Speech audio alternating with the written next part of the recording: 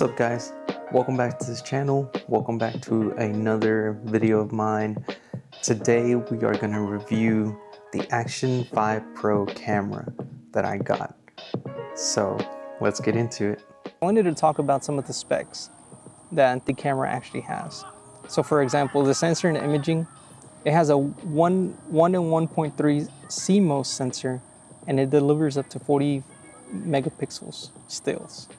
Some of the things that I like about it is that, like I said, it's 4K, it goes up to 120 frames per second, has formats like 2.7K at 120 frames per second, and then you got 1080p resolutions for up to 240 frames per second.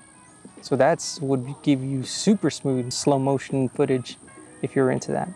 And other things that it includes also along with that is like super slow-mo, which is up to 32 times slow motion. And I think that's with the help of AI, if I'm not mistaken. It has hyperlapses, time lapses, super night, low light night mode, which I really haven't tested out, to be honest with y'all, so I can't really speak on the capabilities on that. But if I get a chance to test that out during the nighttime or something that I want to shoot at night before I post a video, I'll be sure to let y'all know that I'll be posting that. I think another thing that also I like that I haven't talked about is the dual OLED touchscreens from the back and the front. So for instance, when I'm filming how I am right now, I can actually see how and what it looks like as I'm filming. And what's also pretty cool is that if you like to have like grid lines or those lines that sometimes I guess pro people use, I'm not going to consider myself a pro when it comes to shooting video or taking pictures. But sometimes those grid lines do come into handy when it comes to framing your shots and stuff like that. So I do like to use the grid lines, especially the 9 box, and I'm able to do that and see that through the front of the camera screen. Another thing that I'm interested in testing out, or maybe not testing out until it accidentally does fall into water, is probably the waterproofing capabilities. It's supposed to be up to 20 meters, but I don't know if anybody's like me that's watching this video. But when it comes to technology and water, even though it's waterproof, I sometimes get scared, you know, having water fall on it. And I try to immediately dry it up, even though it claims to be waterproof. So hopefully I'm not the only one that feels that way. And leave a comment if you feel the same way when it comes to technology and they claim that it's waterproof. And here's another cool one, is that even if you, let's say your SD card fills up, the Action camera actually comes with 47 gigabytes of internal storage. So in a pinch, I guess you could use that, but I don't think I would really recommend that. And one additional thing, or maybe a couple more additional things, the 10-bit, not many people are gonna know about it, and I'm not gonna really be super knowledgeable about it, but I'm not too much into color grading my videos. I really could care less about it being 8-bit or 10-bit. The only advantage that the 10-bit has is that it captures more of the color screen, captures more of like the color around me, so you're able to color grade it and stuff like that. So I think it ends up helping out when you do color grading and stuff like that. Again, I'm not a professional and I don't do color grading, so you might want to look into that yourself. And another thing that I really did like about this camera also as well is that it does come with a built-in microphone on the camera, which I will put it into this video to demonstrate what it sounds like, because I think I did take a couple shots with it. This is with the mic connected to it. So what you're hearing right now is with the mic. And personally, from me testing it in real world conditions, I would recommend you getting a mic. A built-in mic is good for situations where you're in a pinch or you're using it as an action camera and you don't have a way to connect the wireless mic, or you want to capture the surrounding sound sometimes. But if it comes to vlogging like how I am doing right now, I highly recommend going ahead and getting the mic. Even if it's just a cheap mic. The mic that I got was for $47. And it works great. It's supposed to last up to 8 hours, and from my testing that I've done, it's been pretty good so far. and I think the audio quality speaks for itself. So y'all let me know in the comment section if y'all think otherwise, because I do want to give you a honest review as to what this camera is capable of right out of the box. No messing around with the settings or anything like that. Just straight raw, or not messing with the settings, but excuse me, but not editing it. So this is going to be a mic check on the mic right now that I'm using. I'm using a DJI mic right now, connected to the Action 5 Pro. So just wanted to see how it sounds. So guys, this is a mic check on the mic. I'm using a DJI mic right now. The last one was on noise cancellation or noise reduction on the low setting. This one right now is not. So I just wanted to see how it sounds. All right guys, so this is me testing out the Action camera with me being in a car. This is what it would be like if I was to be vlogging in the car. And I think it does a pretty good job. I like that it's able to, like, even if my car hits a bump or something like that, that it stabilizes and you really don't see the shake. Like right now, the actual phone stand is actually shaking, but I think the camera is actually doing a good job to where you don't see that on video. So this is why I think this camera for me is going to be one of my main cameras to vlog. Not only that, but the field of view is also another reason why I like it. When I was vlogging with my camera on the phone, I feel like I was like really close up to the camera when the camera was actually pretty far away. So that's another reason why I like this setup right now. I don't know. I just can't say enough good things about it to use as a vlog camera as when I'm driving down the road. Like I said, I think this is something I will be using this for a very long time. So yeah, check mark on the can you use this camera as a vlog camera inside a moving vehicle? I would think so.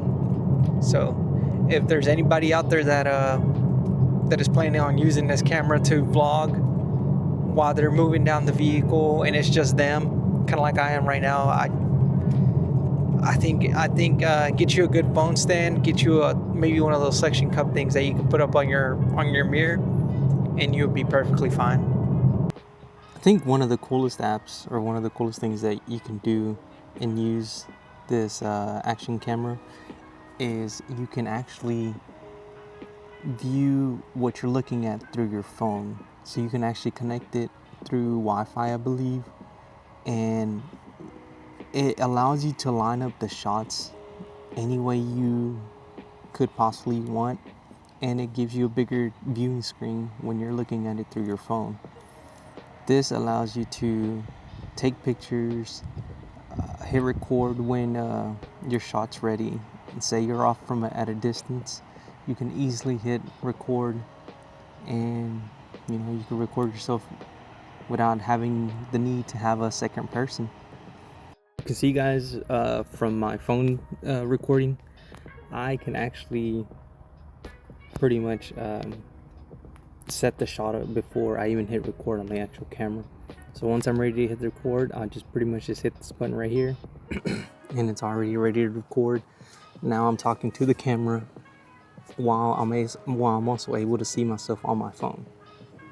I think that's one of the biggest advantages that this camera has, and it's one of the biggest things that I've used since using it, and I really enjoyed it. It's really helped me set the shots up, and especially when was running, I can position it and then hit record when it's on my head or when I'm about to do an action shot. Because the worst thing about doing something like that is missing the shot because your camera wasn't placed right.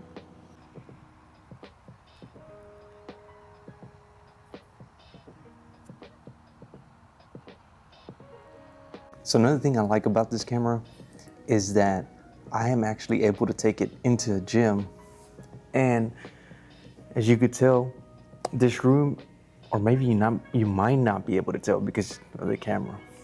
This room is actually has a low light in it, and the picture quality, in my opinion, is still great.